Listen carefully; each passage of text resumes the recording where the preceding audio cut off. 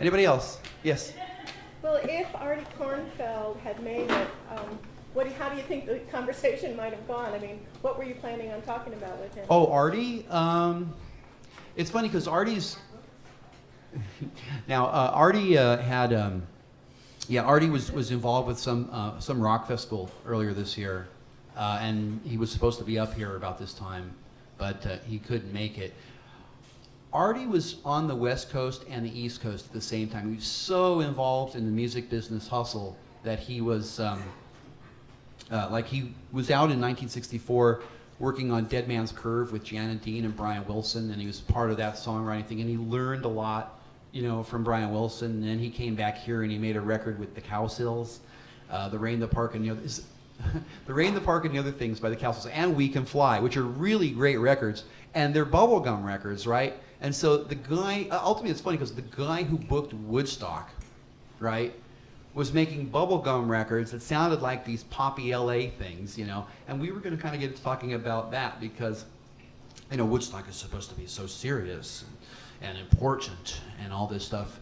But in reality, Woodstock was kind of like an imitation of Monterey Pop, which I should get into because the Monterey Pop Festival was booked in Los Angeles because the Sunset Strip riots had closed the LA club scene. I mean, one after another, they were all closed in one day. On a Monday after the second weekend after the riot, there was a special meeting of all the businessmen and all the pigs, man, other people, in city government, the county supervisor, they all came together, and said, that's it. And they revoked the licenses of all these clubs and they were dashed. And there was an organization called CAF, Citizens Action for Facts and Freedom.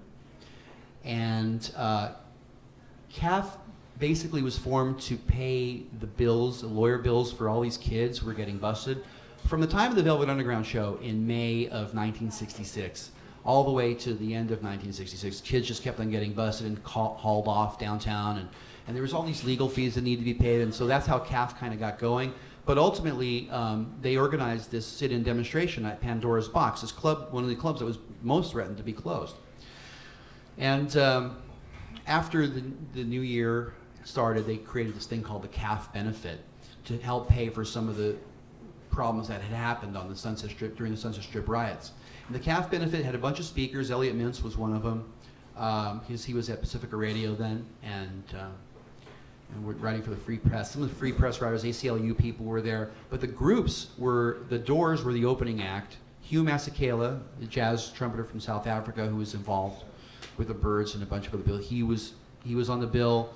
The Buffalo Springfield were on the bill, the Byrds were on the bill, and Peter Paul and Mary headlined. And that was in February of 1967. And that went so well that the people who organized that, and it's a long list, ended up becoming the very people who organized the Monterey Pop Festival. So now here it is, it's the 40th anniversary of the Summer of Love, and everybody's talking about San Francisco and all the big tie-dye shirts and this exploitation stuff. I think kind of minimalizes the importance of what happened in the 60s in a big way, because it's all about sex, it's all about drugs, and it's all about rock and roll. But it really, when you start getting into that psychedelic phase of the later 60s, it ends up becoming decadent, and Monterey Pop was the moment where they said, this is the Summer of Love, this is the big pop festival of the 60s. Woodstock just happens to be an imitation of it, because the same headliners, Jimi Hendrix, The Who, Crosby, Stills, Nash and Young were the Byrds and the Springfield. So most of the same headliners, even the Grateful Dead, were part of the Monterey Pop Festival. And so Woodstock's this extension of Monterey Pop. But in reality, the San Francisco scene, as we know, with Death of Hippie, it happened in August or October or whatever of 1967. The hippie scene was considered too decadent and too weird even then. And some of the drugs that started coming around were really, really, really bad. They, started PCP, started coming in, all kinds of weird, they remember speed kills and all that stuff.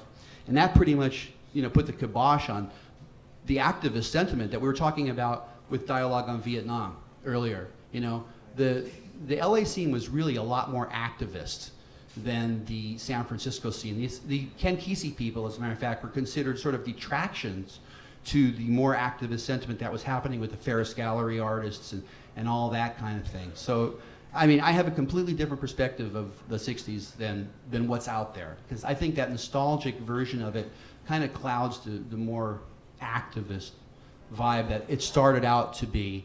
And then, you know, fortunately there were other people that kept on being activists, and things happened. Like, I think the Watergate scandal came out of that whole activist sentiment, you know, and so, you know, good things did happen. But also a lot of it got, now in retrospect, it becomes quaint when you start looking at all this tie-dye and stuff. The activist sentence really becomes quaint. Oh, weren't they silly? They thought they could change the world. But, you know, I think we have a rise now back, especially, I mean, and strangely enough, I think it's all coming through comedians. We have, I think we just, and also MoveOn.org, so activist sentiment has actually come back really strong in the last few years. So, you know, hopefully that can keep on going, you know.